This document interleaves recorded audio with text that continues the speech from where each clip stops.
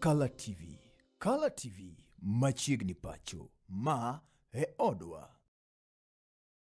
Mas mana kamani ndi nyakura monga jwangen tune ndi mano makare mabedo wakao kideni ndi makende marua kidi machigne ahinya kideni ndi mano mar chal mar piny wagomba ka ndi chendi cha beach kawuono kama bende tarika par kora beach ndi wadwa ng'e mathoth ahinya wang'e ni devolution conference dhi nyime boma ndi mano ma Homa Bay kendo bende itie ke odiochieng' ndi mano ma kawuono kaka joma tindo kata kaka rowere bende mae ndi giseneno berne to siasa margi chalo nade ng'eni siasa bedo nochakore chon kata ka devolution pok nochakore kumano wabro gomba kaka indo siasa mar rowere osebedo machal nade kanyendi kwang'e nyaka gi weche goendi mag devolution conference kaka osekonyo jogo endi mabende matindo kata rowere machiegni ahinya wageno kaidi mar bedo koda ka Bernard Odinga kaachiel koda ka bende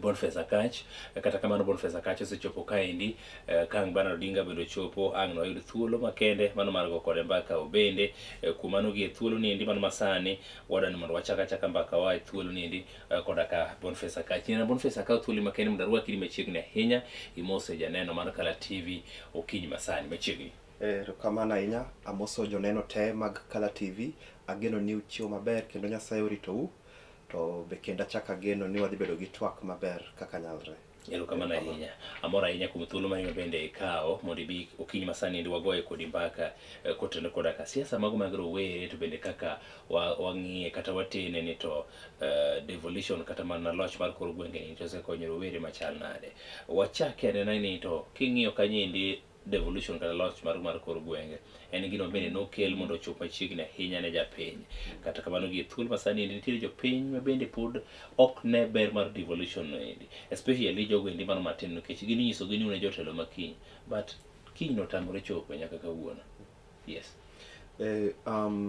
devolution kata mana itemo twang'e nolose gi maber kabisa mano nego bed ni konyo kor gwenge to waneno ka kendo osakelo maendeleo maber yes kitemo ng'eyo nitiere kuonde moko mabe naonge ndara nyaka nene lakini sani waneno ka koro ginyalo wacho ni ndara nitiere mabiro nitie ndeche mosalos mang'eny nitie osiptende mosager mang'eny nitie services mang'eny ng'eny mosatim nitie political opportunities mabe osapresent ne jopiny haswa rowere ibro yudo ni leadership mag county MCA ward level appointments kaka mag CECs directors gin opportunities mosabet koyaore ne rowere to gin gik ma saneno ka kuonde mang'eny osaket vijende odonje waneno ka kendo be nobiro gi economic opportunities ne vijende nikech sani e county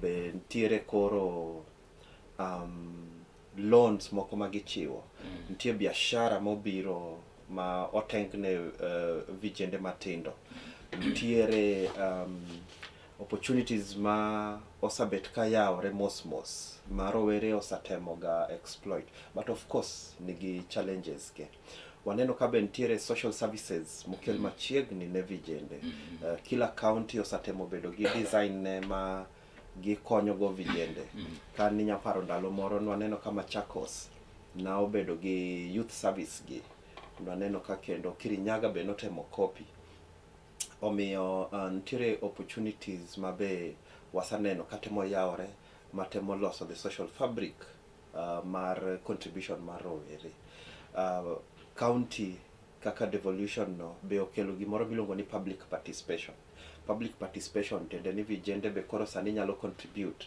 gibe ginyalo bet piny e mesa ka gitemo chiwo pachgi e weche ma ginyalo paro ni nyalo kelo maendeleo gi kwa nyalo ng'iyo nitie gi a lot of public participation bills mag county assembly development projects matimre by counties so magi be gisabedo ga opportunities ma vijende be osatemo exploit maber okay king'iyo kanyendi devolution endi siasa mano mar rawera to osegero machal nade nikech ni much as ni samoro wasebedo wayudo duol wanyalo loso but ena loso kamane without representation kech king'iyo nyaka gi thuolo masani endi koma ne wacho ni nokel ne joma tindo ma mar MCA jomar aid ema yudo kendo ka koro chako pong'o kom ni endi gin bende magi chagi yudo opportunities, while ng'at matis ni endi en onyalo mana dhi e baraza, en inyalo mana kawe kawa seche ma ji timo campaign to gi mobilize ji, but kogi seche ma koro ji bende mesa ma koro itimo pok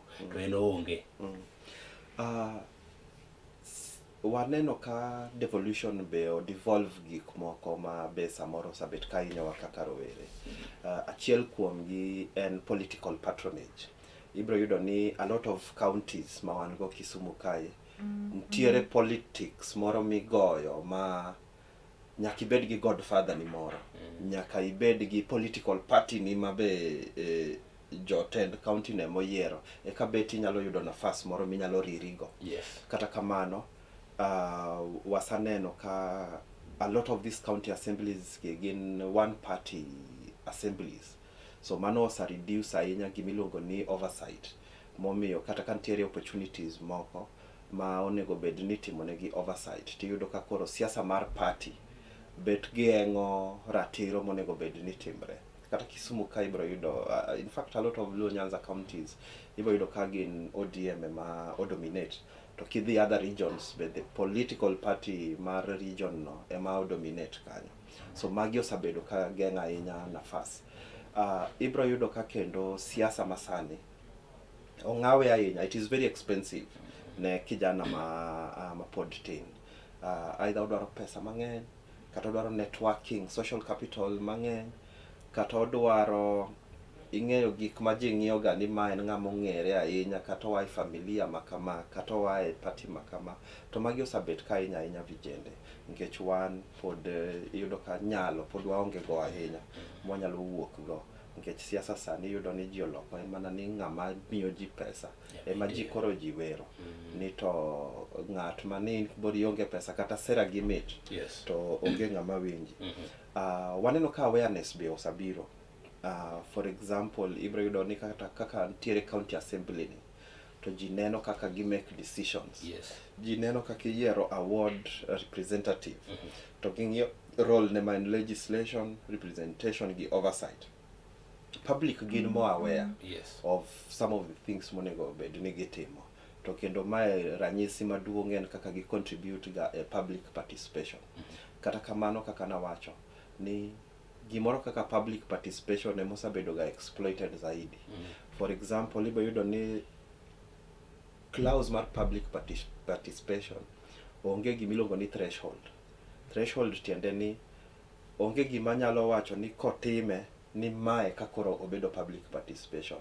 Ji kawaida tia gi pachgi, iyudo ni nitiere kata MCAs moko ma gidhi to choko joge mag office gi joma support, okete tie yien, ogo picha, to wacho ni notimo public participation mar bill.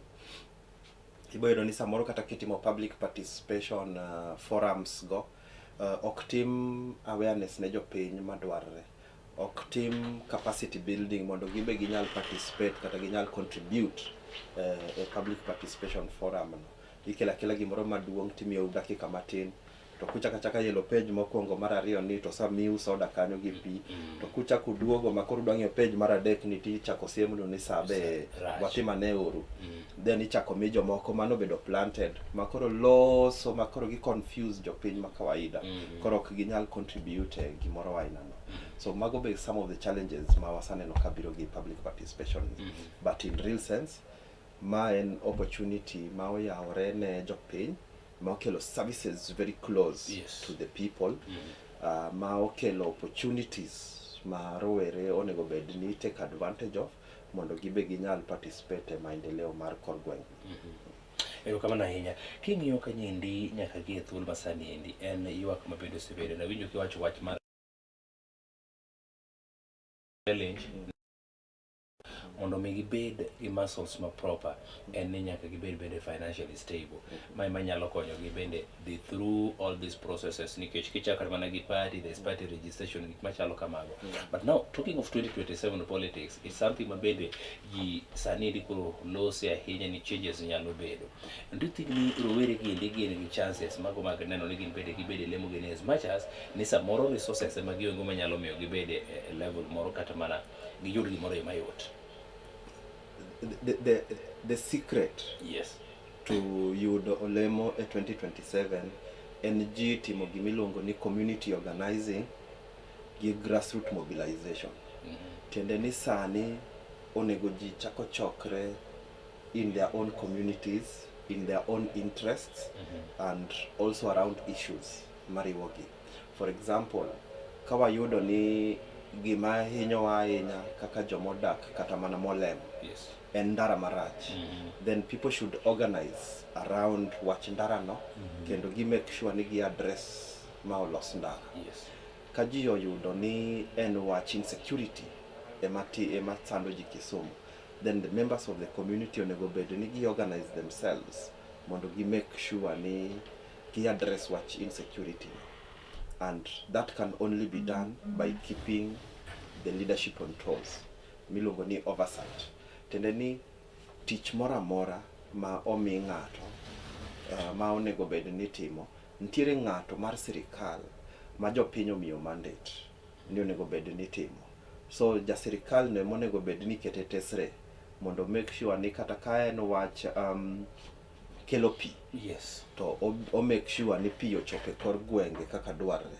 Ka en yaro ndara, to o make sure ni oyar ndara kaka dwarre.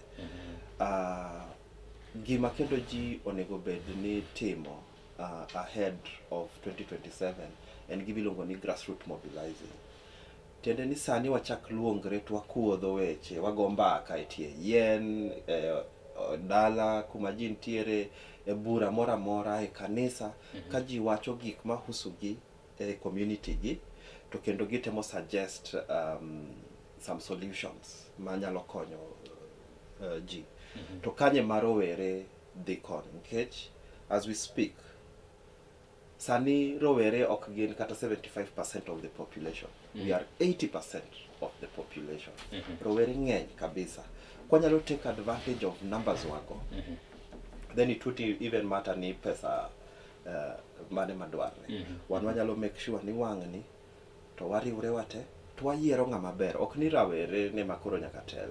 Kata en mama moro mwaneno ni tije ler kendo gik mosabet kotimo gin gik mwari go, to ene ma pod wamiye ombulu, but wa harness, wa consolidate vote wa into one basket, then we will be in a position to make making sure ni wa influence election mabiro 2027. It won't matter political party, it won't matter ni ng'ato biro gi pesa marom nade e gweng' kanya, kata it won't matter ni en politically correct machal nade, kata ni ong'ere manade, kata ni nyinge duong'. One kaka rowere onego make sure ni sani wa mobilize ourselves, wa register as voters, to wachako focus ku assess jowa gite. Okochuno ni nkech ng'ato en rawere ni kore ne miya kura, nkech rowere ka bentie sellouts. Nitiere jok ma are not development conscious, nitiere jok ma ok gin gi communities interest at heart. So nego bed ni wabedo keen between now and then, wan gi time moromo wa assess jogi e darubin mos watimone gi scanning, wang'iyo ni to ng'ani ento policies ge nang'o, iparo ni manifesto ne ben ng'ama nyalo fulfill, to mage jok mo concentrate on. Okay. Why would youths kata mana jogo matindo koso chiwo sir margi ne jogo matindo wetegi? Miyudo ka gin mostly gi support mana jok madongo gi. Well, historically osabedo kamano. IT bro yudo ni a lot of the politics man ga e dala wakoni gin ga influenced at some other level. For example, ibo yudo ni party kotimo nomination gi to koro gimiyo joma tindo, jomoko yani ema koro nyalo yiero. So out of those people ka koro ji choose ga the best devil. Ibro yudo kakbe rowere mang'eny ok orre, ok gi present themselves to the public mondo gi many leadership positions. Mamano gima nyaka wa address sani, ni sani rowere ochak present themselves, giwere gi all those barriers ma osabedo ga, obed economic or political or social. Sani rowere ng'ata ma paro ni nyalo chung mondo o serve community or present themselves. Resources girigo wan wabro raise for them. As a people, wabro make sure ni we are able to harness our economic muscle to support possible leaders. Ma notimre Kenya kata ka koro ji nadhi yudo independence. Elections manotim in the 1960s, 61. iyudo ka ng'ato kana chung' to jopinye mana wuok to support gi resources. Wacho ni ero anagolo ndika koro at least inya wuotho go e kor gweng' kai campaign. Anera abro konyi gi sound system na. Nyadwaro ni sama in gi function mora mora to piena ema bro konyi mondo inyal loso gi ji. So those are some of the shortcuts ma onego bed ni rowere tiyogo mondo make sure ni gibe gi participate fully e election mabiro. And that is the strategy mwadwa employ sani. King'iyo vijende especially after protest mokalo last year gi this year, wajipanga why identify leaders why identify political parties why identify spaces ma wane mwa create ma are not traditional spaces ma jomoko ng'eyoga to mage mwa campaign go, kendo wa identify areas monyalo raise go resources. Tende ni kwa yudo ni Bonfas bere social media campaign to ana wuok tawacho ni kara wang' ni another make sure ni Henry a support give my blogging technique. So we volunteer our technical expertise and our time. Volunteering our resources kacha mapodintie challenge mati. But that kind of support is always very necessary to any person madwa vai. To rowere te mantie Kisumu kae madwa chung'. Mae saa maber mar wan wuok kamoro mondo wabede gimoro achiel. We support each other, regardless of the political party, regardless of the political standing, regardless of the background. Sani wan wakelo wanyuolo Kenya manyien. Ok en Kenya machon cha. Mani ka ng'ani ok ja ODM to koro ji goye mana iduo kode modonj ma ichuodho ma odhi mana kucha. For as long as en leader ma present themselves in a way and also to issues ma represent the interest of the community. Mane ngama wadhi nywako ne kendo wadhi make sure ni wa support. Onge gimoro ni sani party dwa chako nyuolo no waji. Maybe this might be the last period makoro party chako chuno gi jomoko. Ma yudo ka ng'ato iki akiani en adi. Almost 80 to oluongre ni youth leader. Yudo ka ng'ato, in fact king'iyo the average age mar leadership maluo Nyanza ka tibro yudo ka gina jodongo mosabet e siasa nyaka nene mabe samoro gima ginyalo siemo ne ji ni maendeleo be onge ahinya apart from just maybe surname gi kata aura mo present ni oringo gi mtokni madongo kata wa identify gi osiepe madongo. Wang' ni wado make sure ni if at all you are a true leader who speaks to the interest of the people, then wan kaka rowere wadhi nywako mwa supporti. We don't care ni in kijana kata ok in kijana, ni in jaduong' kata ok in jaduong'. And also gima watemo timo sani ni watemo make a deal gi mine. You know, women are more than 50% of the population. Kagiriwre gi 80% mar vijende cha to ibro yudo ni we will control more than 90% of the voting block in any region. To koro wanyalo winjre wapoga wawacho ni bana market Milimani to ayie wadwa miyo kijana MP wadwa wene mama.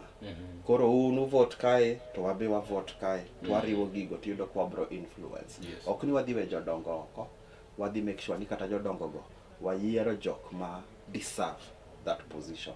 Ok jomo chun goji kata kel gi party. Kata ng'ato sabeta ni nikech osa retire koro beta dala onge gimotim kokiwacho ni ero miuru ng'ani gini. Yudo ka ng'ato nigi a lot of positions, sijui ene chairman ka, ene akiani jagoro maka, ene board kocha. To ntiere ng'ato mabe pod onge any form of getting income and serving their people. Political party en gino indi mapende yudo ka Luguland ka indi pod obedo mang'eny ahinya. But there are people, kata mana areas moko miyudo ka people don't talk about political party too much, but they only see the individual kaka eno endi, and giyier kaka eno regardless of the political party ma samoro biro godo. Ere wan kaka oganda mawuok e gwenge mago makalu, we can do away with the political party politics mondo mi wayier the individual but not someone momiwa nikech party. Party politics osabedo ka an impediment to a lot of development.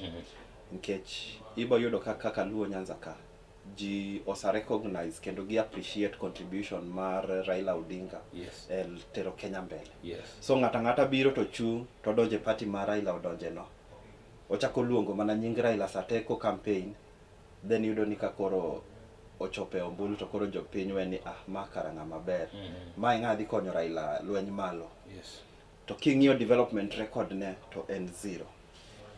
Sani nyaka watim gimiluongo ni assessment maber. Young people, rowere ma Kenya sani ochiew. Kendo sani king'iyo gi kata e platform mora mora, iboneno ka gin outspoken. Gin ginyisi mana adier. Onge luor ma wan go ni wapando kata ni wadwa temo bembeleza hii, kata ni wadwa wacho weche ma waparo ni dwa winjo. Wan sani wadwa bedo gi that courage to ensure ni nyaka jok madwa chung. Ibro nene debates madwa chako biro. A debate mibro tim mag candidates, mag different positions e Kenya ka. They will be very heated. Kendo anyiso vijende ni gi make sure ni gi attend gigo. To kendo ginyiso jotelo man kanyo adier, kik ng'ato bia kanyo ni otiyo gi nying Raila ni mondo oyud position. To king'iyo development record ne is zero. Kata king'iyo interest ne mar community is totally below zero. Enobo wacha gik party, enobo wacha gik nying jomoko. Two, nyaka wabed ready breaking some traditional barriers. Kaka political party politics. Constitution wama 2010 na okelo gima ber ahinya maniluongo ni independent candidate. Tiende ni out of the realization that party politics en gima na bedoga impediment ne jomoko. It did not have an open playing field ne ng'ata. Then the drafters of the constitution noneno ni onego kel gimoro ni independent candidate. Tiende niya, okochuno ni nyaka ibede party ekichung. Chon nen ni nyaka belong to any party. The first nen one party, then obedo multi-party. Then 2010 koroket nitie nyaka independent candidate. Teni okochuno ni bede party mora. Tinyalo chung in any position, whether it is MCA, MP, nyaka president. Inyalo chung as an independent candidate. Mano is also another opportunity my young people onego bed ni ng'iyo sani. Ni to ere kaka wanyalo yudo candidates manyalo chung out of these traditional parties. In case otuon negi nomination, not necessarily otuon negi nomination, but in case wasense nominations of political parties will not be free and fair. Mano is, I think, another opportunity my young people must be ready to exploit. Another thing, ni sani nyaka wa think about our own spaces and opportunities. Okochuno ni wadonje traditional parties. Kaka ni koro ka in koni ni to koro ODM ne manyaki donje. Mano en thinking and mentality of my generation going up. One generation mabiro piny koni wacho ni wanyuolo Kenya manyien. Wan sani koro onge gimoro ni ng'ato bro biro nwa ni ene kusema. Sani en ni to what are you doing for the people? What are you presenting? Mi paro ni ji onego bed ni yierine. Ka party mantiere in areas waneno ni ok bi serve interest, then wachako identify parties wa. Ntiere ukweli party mabe olos gi young people who are vying in different positions. Mani party mwabro donje kakoro chuno. And kendo ntie parties mang'eny ma okelo. Morara bero nochako mare ni inject. We will assess it, we will look at it, wang'eni what is it presenting, be present gikwa. Then we will ask young people to go and join in such spaces. Mondo wawere gi these traditional parties that have always been an impediment. Asane no rowere mang'eny sana kadwa chung. To political parties tiyo kodgi nkech promise gi opportunities. Kendo itiyo kodi ma iweni bas ane makori de yiera wang'ni. To udhi to ka parties osatimo nomination kendo gichak gi manage gi unyisi ni koro wadhi miyi appointment. To yudo ka iketo sweat ni gi energy e campaigning a political party no. To ka ngosa gik ni koro elections osarumo kata ng'ama ng'iyo. Rogamana ahinya kach. Nyakoro moga jong wadhi nyime kaendi mbaka niendi okinyi man masani. En wang'iyo weche gendi mago mag rowere koda ka siasa. Siasa osechalo nade mago mag rowere to biro bedo kodgi machal nade kata mana kinde geni mabende biro nyime. Kok wang'iyo matut ahinya to wan rowere pod biro mana siko ka inyisowa mana ni wan e jotelo makiny. But kiny endi pod mondo mi ochopi nyalo bedo matek ahinya. Kuom mano in bende iyudo thuolo kiluwa e yore mano makare mana kokalo kuom laye mago mag tudruok mopogore opogore kama oting'o Facebook, Twitter, YouTube kaachiel koda ka Instagram.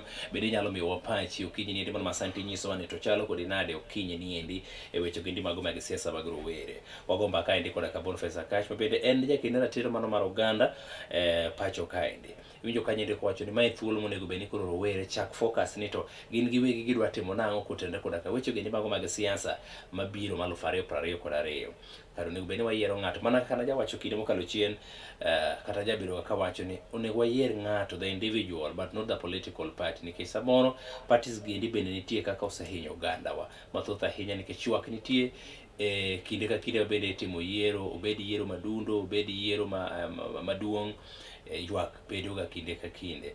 Mae momiyo nyaka koro sani waka rowere jomatindo nyaka wang'e ni to mbaka mane mwadwa chako goyo to wan mbaka ni dwa terowa e kom mane. To king'iye kanyendi watemo relate gi kaka loch mar kor gwenge osekonyo. Yes, devolution nokel mondo mi okony japiny. Bende japiny no bende yudo gino endi makare. To bende japiny ma en rawera oseneno ber mar devolution endi mamiyo koro en bende odonje ngas mano mar siasa kata ling'any mano mar siasa manyalo miyo en bende ochore nyime kaka ng'ama ja Kenya.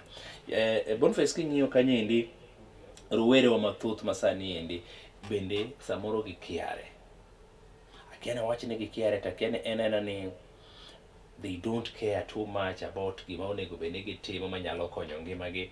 Momiyo ibiro yudo ka sani endi kata mana sani mondo mi gi feel ni wan bende we should be in some positions, political positions, but pod ok chal ka gima gidwaro mondo mi gibed e political position.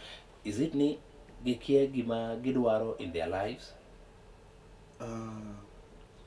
Ing'e ni revolution manotimre manochako last year 2024 June nonyuolonwa opportunities mang'eny, onyuolonwa joma luongo ni generals mang'eny. To revolution is always an ongoing process. Ok en gima notimre dichiel to rumo, nyaka sani pod odhi mbele. To joma nonyuol mang'eny go, Yes. sani koka wachako fwenyo ni to ere kaka wanyalo tiyo kamoro achiel. Omiyo it is in our struggle right now to find a way of working together as a people, as a generation. Ing'e ni waonge gi like a manuscript ma koro waluwo. Wan sani wapapatika tu e pi, but wan wang'eyo ni the common agenda en ni at the end of it nyaka wati kamoro achiel. Yes. Eka koro dipoka waneno loch mwadwaro. Awareness emonego tim mang'eny nikech ei revolution no generals ma nonyuol nwagi ng'eny gi napok okaw their time to think about how they can be the solution. Yes. Ng'eny gi na gineno ni bana MCA onego bed ni timo gini, to pok oneno ni to by the way karabe anyalo bedo MCA mondo kora tim gino kaka dwar. Yes. So that kind of awareness and capacity building emonego bed ni dhi mbele. A lot of political education be onego tim. Yes. A lot of the times we focus on civic education. Ma wan wadwa ng'eyo ni to how can people practice their civic rights. Yes. But political education, which is how the people themselves can focus on their own issues, kaka ginyalo address gik ma concern gi, is very important. Ing'e ni kiwacho ga ni the youth are the leaders of tomorrow. Yes. Anayiego. Ok ni koro ni girit kiny ka gibed leaders. No, And tiende ni ka gin leaders sani, to then tomorrow will be better. That they are the only ones who can think about tomorrow. The leaders ma wan go, especially jodongo, gin giparo ma today. Gin ka giketo gimoro to giketo ma de piyo piyo, ma only benefit them. But young person kaka an, ka donje kata kaka county ni to ada timo gimoro, to abro timo ka paro ni ndalo ma abedo jaduong' cha, to community bro passive nade kata legacy mane ma project nani dhi weyo. Jaduong' ing'e ni ng'ama osebedo jaduong' en ong'eyo ni sani rum. Koro en ong'eyo ang'eya ni to mane monyalo yudo sani, onya mass marom nade, mane ma bro miye popularity at that time, nikech ofeel ni maybe samoro weye matin. tokwano to dhi mbele. So young people as leaders of the future monego bed ni sani kao leadership positions, and kendo kitemo ng'iyo even across Africa, across the world, a lot of young leaders mosayier osatimo very revolutionary development agendas e communities ki. Kendo ibro yudo kata ka gitemo keto gimoro to en gimoro manyien makonyo jopiny. For example, nantie proposal manawacho ni sani all government services should be 24 hours. 24 hours tendeni ok niko gik sapa gachiel to koro iloro office. Nikoro jite odhi ot. There could still be a team makosa gik sapa gachiel no team no donjo. Gibe gidhi mbele.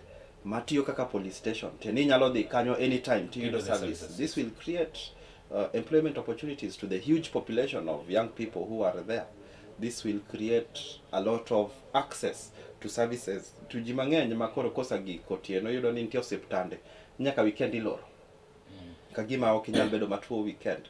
Ibo yudo ni kata kantiere for example office kata mar ginene iluonge nade. Monego bed ni savji to kogik godhiambo to koro lore kata ka in gi shida ni moro gi nyathi ok nyal dhi e office mar children's services. Irito mana kiny.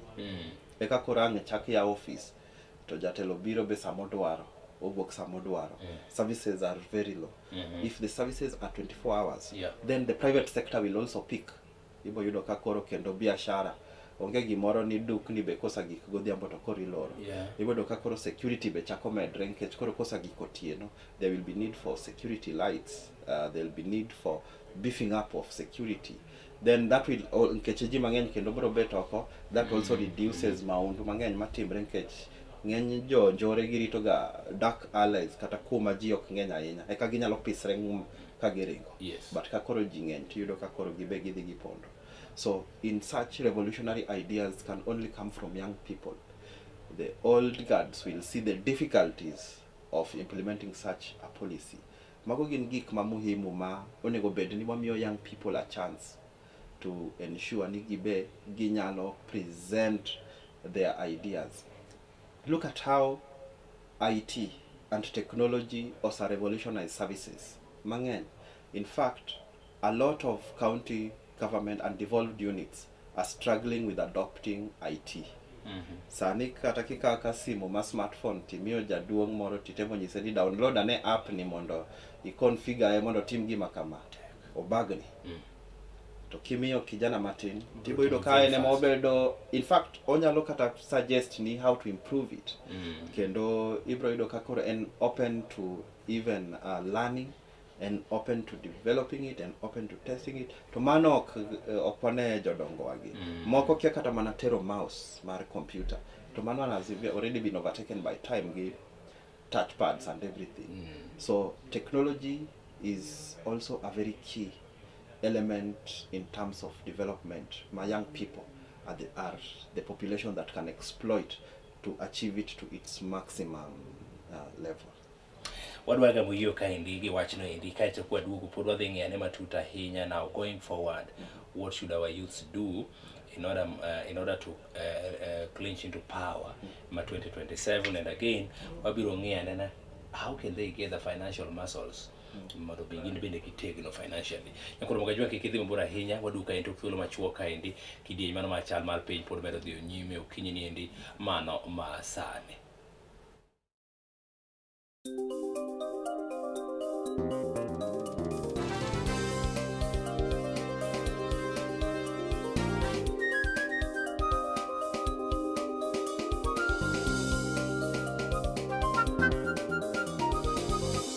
Ineno Color TV.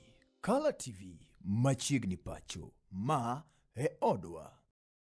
It's enough to make a grown man cry, but not this man. Get back in there, Tia. Tok yudo thuolo mar ng'eyo mathoth kowuok kuom jopuonjewa e sikunde ka iduogo pacho, warwaki kod chenro mamit molosi mana ne in iwuon mar kweyo pachi kaka nyathi. Chenro mar bang' sikul chakore saa 10:30 mamidhiambo nyaka saa 11 mamidhiambo, kama iyude sigana, wende manyasani kaachiel kod machon, kaachiel kod miel motimo cathedral ma bende mori kaka nyathi. Bang' skul, chenro manigi mor lilo ne nyithindo duto. Kala TV, machiegni pacho ma e odwa.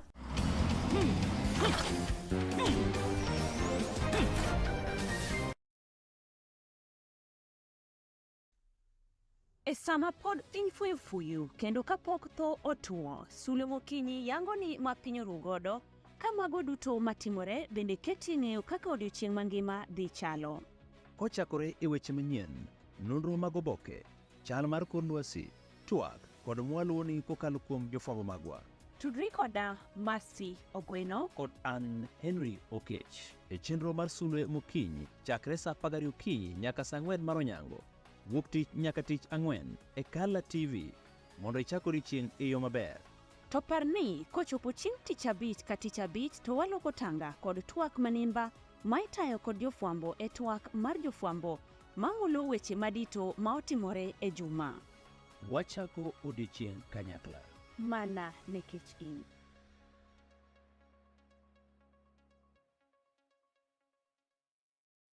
Get ready to elevate your business and any other commercials when you advertise with us. We are not just a channel. We are your gateway to the peak, for we give you the precision and desire to your commercials. Let us be your partner in success, broadcasting your message to thousands of our viewers. Contact Color TV today and let's make the magic together.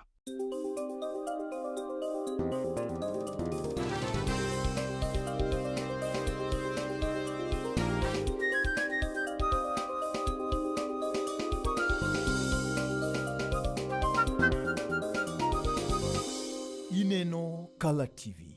Kala TV machiegni pacho ma e odwa. Machiegni nyakuro moga jwanga telni mano mar ariyo kidi mano mar chal mar piny wagomba ka kaendi miwa pachi kanyinde no kaka oganda poko bene timo seuru ote magi kaendi yena mara som kaendi jogo ma oseuru ote mar giro kamana ahinya ilone Isaya Tiang nyakwar magire mano mar kano Kimeran kudu e chenro kenda neno live e yone ndi mano makare umora kabisa ero kamana ahinya omor kodi in bende imedo mana chwalo ote mari aeto di chuma nywa kurungunga nyisa ka nyakwar madha ero kamana ahinya neno chenro yo makare kati gwingedi kwaro kenda moro koda ka Boniface akachiro kamano aeto Steve nyiko nyisa ka ni Henry amoro koda ka Boniface kendo bende rowere nyaka koro wuogo ko mondo ging'ere tok ng'eruok to nyaka koro giwuogo ko mar neno ni gin bende giyudo positions giendi sawa sawa. To jago moro wacho kaendi ni en pena kanyindi Boniface ni to nyaka gi thuolo mano masani endi en owuon boneno ka rowere are now ready to take the positions mopogore mag politics. Okay, but is a question mabende agno react kanyo endi then ng'ato bende nyisa kaendi ni ero kama nanya moro kod Kala TV okinyi ni endi man masani uchwalo no weche makare ahinya wan kaka rowere nyaka koro wang'e wath marwa ndhathwa nyaka koro wang'e mondo wan bende wabed jogo endi manyalo yudo gigo ma jotelo ok dwar ni mondo wayudi.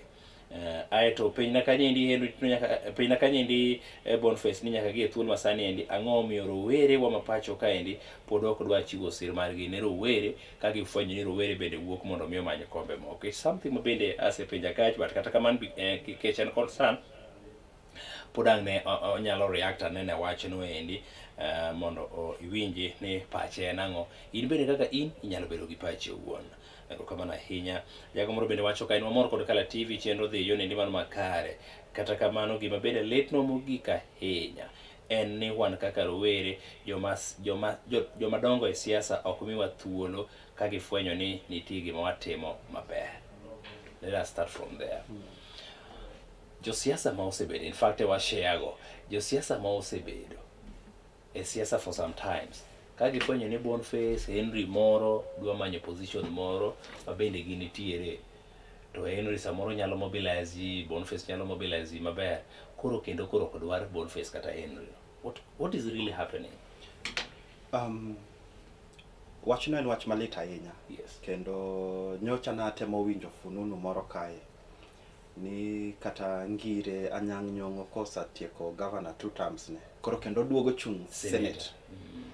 Kendo na winjo be ni Siaya Rasanga be koro dwa chung Senate for whatever reason. King'yo the leadership the average age mar leadership mar Luo Nyanza ka ibo yudo ni Kenya osawewa chien nikech communities moko osa transit to a younger generation of leaders wane mapod wamoko to gini kelo gi gik mopogore opogore aparo ni nitie kaka adek manyalo pare pacha kai. Achiel en gimiluongo ni tradition. Yes. Ingeni wan kaka joluo opuonjwa ga ni ng'ama jaduong' nyaka miluor. Okilar kode kom makochung' kata kom ni to okidhi tibete.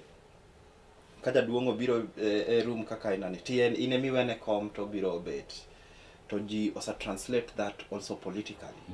Ni ka untiere a political contest moro to jaduong' moro donje. Yes. Koro yudo ka koro vijende chako ok give all of themselves to that political positions for fear of repercussions.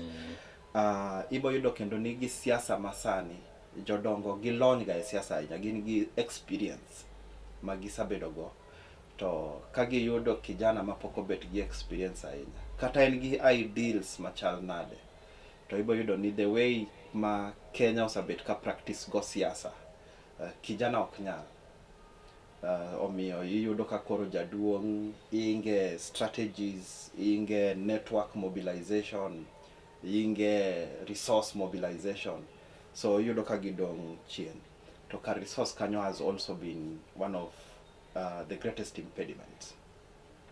Ni siasa ma Kenya sani okete ma en a very expensive affair. Ma mondi donje siasa no. Ibo yudo ka joma ntiere siasa kichako ng'iyo gi to yudo ka gin joma nigi mwandu sana. To rowere pod onge mwandu. Wan pod jok ma temo tegno kai kwa manyo ka gi kacha. Koro ka siasa usaket ma en very expensive ni kidwa dhi itim rally kata mana Nyalenda ka. To nyakibed gi rally maduong' ihaya ji mine werni kanyo ji obrand orwakre gi lewni machal olosni stage convoy makineno ka donja e gweng' to ji wacho ni ma koro e jatelo to kijana pod ok nyal mago emomiyo wabe nyaka wachak break those traditional norms. For example, onge gima mono wa campaign delegates conference instead of public rally. Onge gima mono wa campaign door to door moloyo kaka public rally that is always very expensive. Omiyo onego wachak sani biro gi new ways of campaigning. Onge gima mono wa campaign using technology. Nwaneno ka technology played a very important role in mobilizing ndalo protests mosakalo. Waneno ka nyaka sani technology osa play a very important role in exposing some of the roads. Technology konyo ahinya to oversight. Technology konyo ahinya loso online spaces ma ji nyalo bet to loso to gombaka to ng'ato ka ng'ato nyalo lose. Mago kuonde ma one a few steps ahead of the traditional old guard politicians. Mago gin opportunities ma nyaka wa exploit. Aduoko erokamano ne rowere ma winjo ka wacho ni twak dhi maber kendo amor ka uwinjo. Mae sawa. Good. Mae sawa ma onego bed ni wa play role wa. In every generation rowere mosabet ka move the country forward a step further. Omiyo sani kendo wabe wanyaka wa step up mondo wa make sure ni watero Kenya mbele. For example, kaka penjo mopenji ni to be rowere gin ready to take up these leadership positions? Yes, one ready. Kendo any young person a community ma nigi leadership qualities sani onego wa challenge gini bana yine makoro wadwaro ni chung kendo wadhi support. Nyaka wabed ready to raise our very own to be what we want them to be. Kecho penj kanyo be ni to ang'omi rowere ok gin ga ready to support their own. Despite all those impediments, despite all those inequalities and biased decision making, mwaka jaduonge kijana obet to jaduonge ma ji winjo. Sani nyaka wabed ready to chwako ng'atwa kata gi resources wa. Kaka nawacho ni kineno kantira were moro machung' kamoro to bana kikichak dhi ne kijana no ni gonya ni dwaro ni omiye gimoro mana kaka jodongo ka chiwo mar jodongo ka we gin gichiw nikech mano is their way of politicking to kendo magi chiwo no bro konyowa kaka jopiny loyo shida wa matindo tindo but we don't support kao pesa from politicians nikech kao pesa no emosa nyuolo nwa shida ma wan go mang'eny sani ni ka ntere kijana kata onge nyalo mar chiwo gimoro kaka jomoko ni gonyo ji kaka igonyo ga ji onge bread onge jamna minyalo yuki nyaka wabed ready winjo ni to ng'ano wacho nade machieng' ombulu to wan wang'eyo ni bana Boniface machung' to Boniface mwadhi miyo ombulu ka Henry emachung' Homa Bay to wang'eyo ni Henry en kijana to kendo gik mosabet kotimo gin gik ma progressive over the time nkech you have given your time and energy for this country. It would be important ni jopiny be identify that kind of culture mondo gi support nkech koro ka iyudo ka koro sani emisabet kikonyo gi your own resources iparo ni sani komi resource mar sirikal ni be in gi kiti ni moro kanyo ma i control ma koro inyalo wacho ni koro okati gi pesa na koro atiyo gi pesa mar jopiny mondo kony maendeleo makama you will perform extremely well moloyo political class ma wan go sani omiyo young people onego make sure ni gi mobilize themselves into one vote basket to mane ka koro dhi miyo jodongo gi luor tibro neno ka koro gichako we opportunities dongi neno ka kata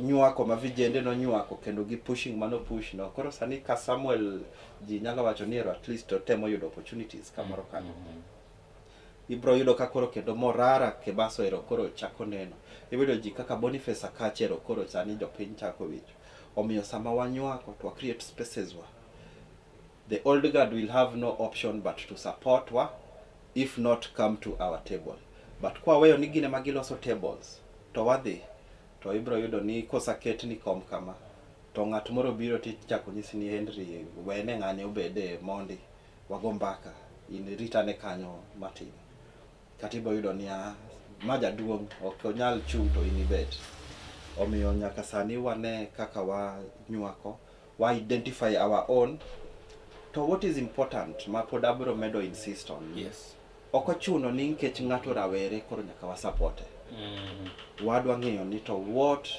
do they present to the table ang'o ma okelo ne oganda mwanyalo wacho ni ma kendo koro en loch maber ok en ni wayera yera ng'ato nkech en kijana nkech wang'eyo ni the political class gibesa ni gisachako kendo nwa ntindgi ibo yudo ni koro nkech ng'ato president koro nyare matamba kendo koro ene moriek moingo ji ten en gi just because en gi opportunities ma okelo mano be okwadwa winjo ni nkech ina kijana kata ni nkech ina ng'amogol rel ne chung ni mano wa support wabro tiyo gi darubin maber kabisa kendo election mabiro akwayo jopiny kendo akwayo vijende te ni ng'ato ka ng'ato wang'iyo profile ne before ni tang'o mosabet kotimo ne jopiny ang'o mosabet ka o contribute kata en promising mane ma leadership ne present to the people ok weche maber kende nkech ka en weche to ng'ata nyalo wacho tinde be isomo tinde be nitie chat GPT ma ini dhi adha tindiko ni bana ere kaka nyalo wacho ABCD to golo ni te nyaka Z mano kwadwa ng'iyo sani wang'iyo ni to you as a person what is your profile, what is your character, what is your belief, what value do you bring to the community, then wang'iyo kaka waj support it's not just about being young, it is just being the correct Kenya manyalo tero Kenya mbele. Erokamano ahinya. King'iyo ka nyiri nyaka e thuolo mar masani endi awinjo ka Steve okelo wach moro ka nyiri ni rowere nyaka ng'ere and wach moro mar ng'eruok mamiyo an kaneno Boniface I'm seeing leadership qualities in him or I'm seeing him as a leader okanene kaka mana Boniface joka ng'ani ng'eruok mokwongo do we even know ourselves gi what marwa kaka jomatindo ng'eni social media present a very important opportunity manyalo duoko penjo nino. Tiende ni sani kata kidhi adhia online tindiko ni Boniface Ogutu Wakach, to bro golo ni ng'ama an gik masatimo kuonde masabete, to it is helping you in judging who I am kata kapok iromo koda. Omiyo nyaka wa make sure ni wanyalo timo research mondo wang'ego ng'ato. Ok ni wang'iyo ng'ato to wawacho ni kendo koro ng'ani mae jatelo.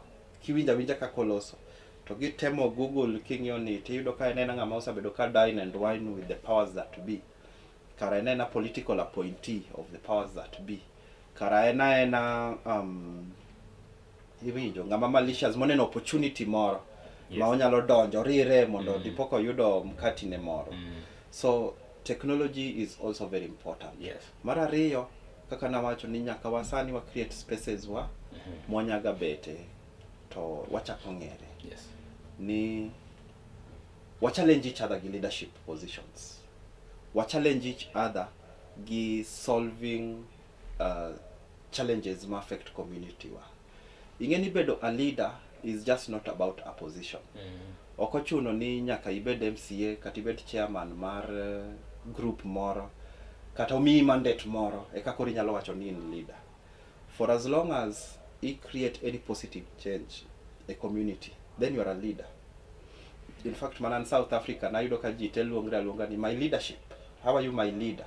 Nkech action mora ma itimo is affecting me, and it will either lead me forward or backward. So it is very important ni wachak loso spaces mwabete to wagombaka eka kori chako ng'eyo ni to Boniface Akach ni en ng'ama chal nade, oparo nade, sama iye wang' otimre nade, sama omor behave nade, to sama otemo wacho gimoro kata odwa timo o reason nade. Ekichako ng'eyo ni kiwinjo koloso mamuol ok tiende ni ng'eni te jomoko mong'iyo ni kidwa kwere gimoro to nyaka nyise ni omera we gino, kata kinyise ni ning'eni gino ok adwar, to ok obi winjo mano, obo dwaro mana ma idhawo ne cha. Ekichako ng'eyo ni to how then do we relate as a people. Sama wane spaces wa eka ibe ichako ng'eyo the vast dynamic interest mag jopiny, ni jomoko paro nade, jomoko dwaro ang'o girimo ok gidwar, priorities gin mage. Eka kire chako relate gi social issues mag jopiny, then ibedo in a better position of leading them out of that separation. So mago gin gik ma onego bed ni wa exploit. Otherwise wan kaka rowere I feel ni piny masani or present with a very very important opportunity of challenging ourselves into those leadership positions. Kik wabed ni wadwa ng'eyo ni koro ji obet ni dwa ng'eyo ni to koro wadwa nena ne joma dhi chung sani, wadwa ng'eyo ni ng'awa giri ma wadhi yiero. Sani ng'iyane ni to in as a person idwa chung kanye mondo present yourself even as a candidate mondo jopiny okawi as a solution to shida magingo. Nikech wan kaka jo kawaida wane mwa relate to shida ma wango. Iluongo ni our lived realities. Wane mwa relate. Jotendwa gi gin gidake reality moro. En ko paro dhi Homa Bay to ng'eya ni luongna ne helicopter no within 1 hour in Homa Bay. But in sani kiparo dhi Homa Bay ibro chako ng'eyo ni nyaka ng'idhi ng'ado tiko, nyaka ng'ikri mondo travel otieno te, ndara nyaka bed maber, nyaka make sure ni bus mobet gi ji no en comfortable eka koro ji ok dhaw, police ok thag ji e ndara. So realities wa opogre, especially gi political class masani. Ni reality gi en moro. Gin waneno gi anena e TikTok ka gimiel. Samora mora mantie gimoro ng'ato ka ng'ato dwa tang'o kaka owinjo maber. But king'iyo the realities on the ground, ji winjo matek sana. Erokamano ahinya. Ka watieko Kinyi ni dwar masane, weche goendi mago mag muscles, mondo wabed gi muscles ma proper, what should youth do mondo gin bende gibed gi muscles mowinjore kabisa makata ka koro gidhi to wacho ni fine, it's this, or ang'o ma jomoko bende nyalo timo just to help jok matindo. Something very interesting timre sani. Ingeni traditionally ka ji nosadhiga e ng'anyo, to yudo ni nitiere ji mang'eny mohiny, monegi, momaki mantie ka police to josiasa wigi wil ga kodgi gin gidhi adhia mbele gi life gi e ng'anyo mokalo ni sani ji osabet katimo online harambes for the last 2 weeks almost every day kendo sani wang'eyo ni odong' mana 2.5 million to wabro yudo cash bail mar jomoko mapod obedo held in different government facilities because of a lot of various malicious prosecution madhi mbele. Mae otang'o ranyisi ma very important ni wan kaka jopiny onego wabed our brothers keepers. Tiende ni sama watimo gimoro kik wabed kaka the traditional politicians mani ka ng'anyo osarumo to gin koro gichako madho kahawa bang'e ka giwacho ni dongi neno kaka narido ni to ng'ane wacho ni pok ineno kiny ane makoro ada rido ni ma idhi neno to gimadho chai to raia ma kawaida moko inego iketho gi moko ni hospital ohinyre moko nigi lifelong scars ma giwuotho go moko ngima gikethre kabisa nikech samoro moro ituoyo kata kuma adake neighborhood kacha nantie osiepa moro niluongo ni okach ni bang' ng'anyo mar bang' election iye nowang' mar adier ma owuok ng'anyo ni to po makoromo gi police to make mano otwe gi intention to commit a felony mano serve time ginene Kodiaga prison. Wan kaka rowere nyaka wa make sure ni ng'ata mokonyowa e struggle ok wawe behind nikech wasang'eyo kaka system work. Wasang'eyo ni police riwre gi leaders gi to making sure ni onge ng'ata mawuok gi paro manyien ma ok mar the current leader. Ni institutions mag government ok chiw justice kaka dwarre.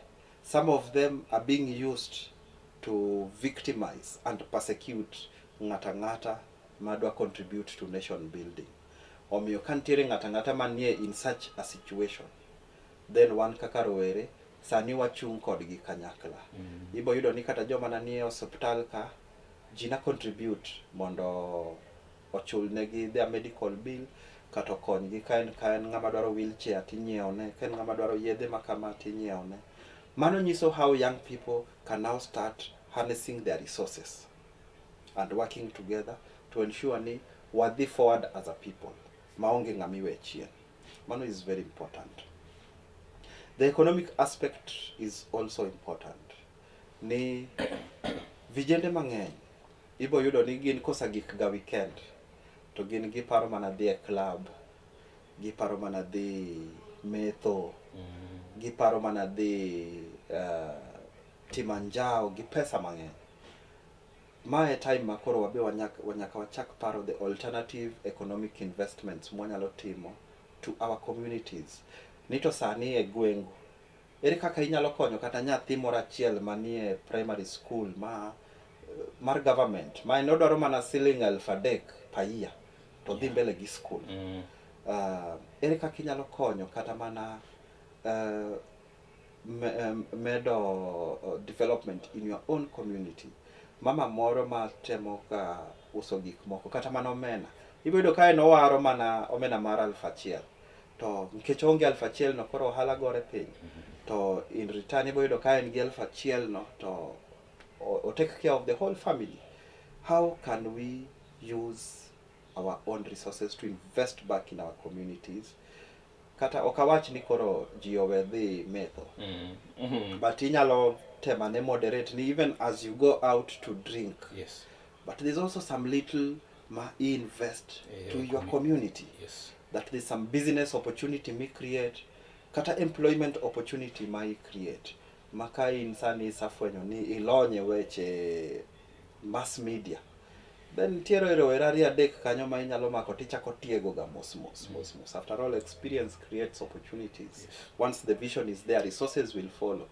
Imbanyo kata ji adek ma ibe inyalo konyo e gwengi mos. However little that help is. Okochuno ni obed gima nigi high magnitude. Makidonjo to ji ochokre kaka ineno jotendwa gi tinde chiwo ga Christmas. Iluongo ma ji e dala ma iwora ni to ng'ato ka ng'ato imiyo okapu gi gik moko. No, how can we ensure that a community wa nitie joma ok nind kech, however little it is. How can we ensure that ni wa empower rowerewa, especially mantie rural areas, ma pod ok nyal access opportunities ma wan go ni. Gima devolution otimo kendo maber en ni otemo address migration, mana koro ji wuok dala gidwa biro mana town kuondegi. Sani ibro dhi kata kidhi Katito kaka dala wa kocha, ibo yudo ka koro maendeleo moko be nitie matin tin mosaneno monyuolo opportunities ne vijende. How can we ensure that all those opportunities are harnessed and supported in our own humble ways? Okay. Before even being elected or being chosen as leaders or being given a mandate kaka jomoko. Okay. Mano is the solution our generation can start doing for the betterment of our society starting now. Okay. Thank you. Wadoni muru watieke teo Okinyi nende mana sani and kapok watieko adona mi wach mabende inyalo wacho maogik especially ne youths with the current leadership kata the current leaders. To the current leaders, don't ignore us. Don't ignore us. Kete pachi at any point ni gik ma ineno kwatimogi kata ng'anyo mwasabet kwatimogi ni gina amela. Wang'eyo where we want our country to be and where we want it to go. Wang'eyo where it should be and why it is not where it is. Wasagolre kendo wadwa make sure ni warieyo country wani. However humble and the small steps we are taking and making. It will be slow, it can be fast, but the most important thing is we are still marching forward. One, it is onwards until victory. Don't ignore our cries, don't ignore our issues, don't take us for granted. Wanyalo bet ni pod wamiyo unafas mondo tim gimutimo, but don't take advantage ni koro waweyo the agitation mwadhi go mbele. Wang'e gimomiyo wane streets, wang'e gimomiyo satewa sikwa luongo ng'anyo, nkech mane ma push this country forward. Nerowere, the country is calling for you. That mae sa ma piny yuago tekoni mondo revolution ni obed successful. Revolution is not a one-day affair. Revolution oken mitime streets ateni ji ng'anyo ni koro ji nyalo wacho ni mano revolution. But we revolutionize the systems ma wan go mos, we revolutionize communities ma wan go, the decisions ma wan go, and the leaders, because the society is as strong as the leaders man kanyo. Sama koro wachimo ombulu ni, makoro wadhi e yiero ma 2027. Kwa chopo kanyo, onyalo bet before. But kwa chopo 2027, wakwaro rowere ni one, make sure ni immobilize community ni, empower gi mondo gikonyi yiero the right leader. Make sure ni kantiere any young person or any promising leader manigi any challenge in terms of economic or whatever resource that needs to be mobilized is supported mondo onyalo bedo the leader that needs to be. We must work together. We have no option. Sani to koro nyaka wanywaka eka koro jogi bro feel power. Gimomiyo ng'anyo gi ji wuok mang'eny en ni ji na pok ong'eyo ga ni kara vijende ng'eny. Gin wasabedo ga isolated. Ma ji beta e base gi. To base go be okel mana nkech as a society the young people have been ignored from decision making and development opportunities that have been there. Sani it is our time to take up those spaces. Wa create space wa majo siasa go makoro dwa biro donje. Ok ni wane makoro dwa dhi donje space gi. Kwa donje space gi to wabedo ga muzzled. Yudo ka koro ionge gi teko mang'eny kaka dwarre. But kwa loso space wa makoro chuno gi ni koro nyaka giti kodwa kanyakla. Yes. Then we have a higher probability of supporting and making a decision in such a space. We have no option but to work together. We have no option but to save our country. Okay. We are on our deathbed as we speak. Thank you. Iro kama na inya Professor Kach kuom thuolo mari mikawo mondo wago kudi mbaka gi mbaka mwagoni dia pani ng'ama rawera onego bed ni koro en bende tigi ma osekwanya out of that. Nyakoro maka jango bedo thuolo ndi mano makare wago mbaka ka indi koda ka Professor Kach jakere ratiro mano mar oganda wang'iyo kode ka nyindi weche ndi mago mag siasa mago mag rowere to chalo nade and warelete gi kaka devolution osebedo ka okonya ahinya rowere mapacho ka indi kata rowere mar piny Kenya. Mage mbaka mabedo wago kiny masani endi in koro en jukumu mari ka ng'ama rawera mae thuolo ma inyalo support godo rawera wadu ka ifwenyo ne rawera ni koda ka chia makare mano mar tayo community maru kata tayo gweng'u kata bede lemo mora mar siasa mae thuolo bende wan kaka rowere wa support our own mondo wan bende telo mwacho ni en kincha onere kuomwa ki e thuolo masani ende wan nyaka wan bende waji heshimo mokwongo kapok wadonje gino kata nyaka wanyis bende ni wanyalo timo gino ma jomoko par ni wanyalo timo mondo ka koro miwa thuolo no endi and again bende ok nyalo wacho ni ng'ane ok nyal timo gimoro kapok imiye thuolo mar timo kuonge mi ng'ano thuolo kasibi wacho ni ng'ane no miyo to ok otimo kata ng'ano miyo to ng'ane koro timo mano kanyo indikela giko mano mar twako kinyi ni mano masane yie mondo warad kodi kendo dichiwo nogo mano mar wuok tich e cheno mano mar Sulwe Mokinyi mabende wageno wabiro bedo kanyo indi koda ka jotelo pogore wabiro go kodgi mbaka e kidieni mano machal mar piny koka manto chenro mano mar Jumapil mogwedhi biro chieng' Jumapil kochakore saa 12 okinyi wageno kanyo indi riti masani indi ibed koda ka weekend makare.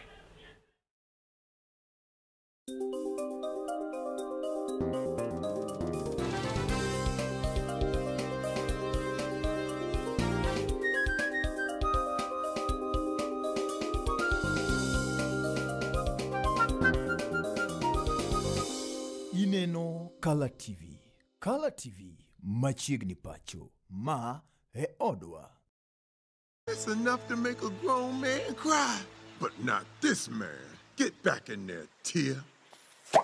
Tok yudo thuolo mar ng'eyo mathoth kowuok kuom jopuonjewa e sikunde ka iduogo pacho warwaki kod chenro mamit molosi mana ne in iwuon mar kweyo pachi kaka nyathi. Chenro mar bang' sikul chakore saa 10:30 mamidhiambo nyaka saa 11 mamidhiambo kama iyude sigana, wende manyasani kaachiel kod machon kaachiel kod miel motimo cathedral mabende mori kaka nyathi. Bang' skul, chenro manigi mor lilo ne nyithindo duto. Color TV machiegni pacho ma e odwa.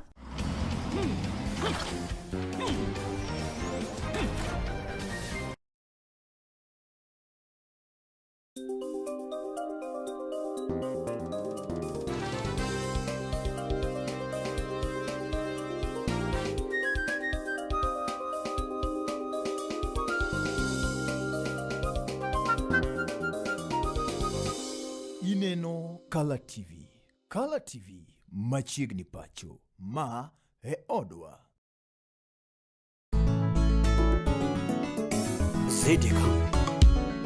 Zedeka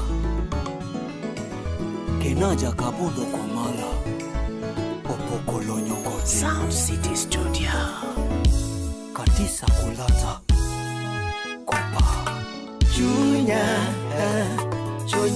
tudhimiawa Chunya manuero nyi Echina winyo manakate Nyaparu huko nyongudi Lepade Osiepa ine marae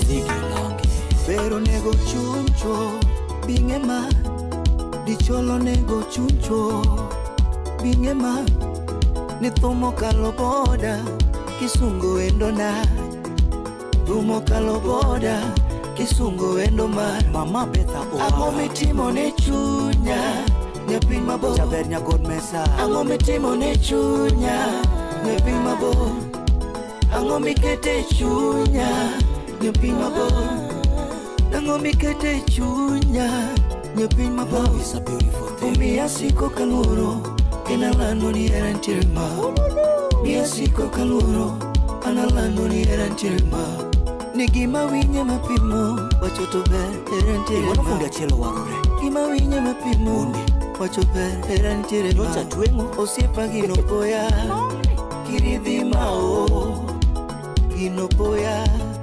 Kiridhi mao Nyamama ginopoya Kiridhi mao Mugo mabero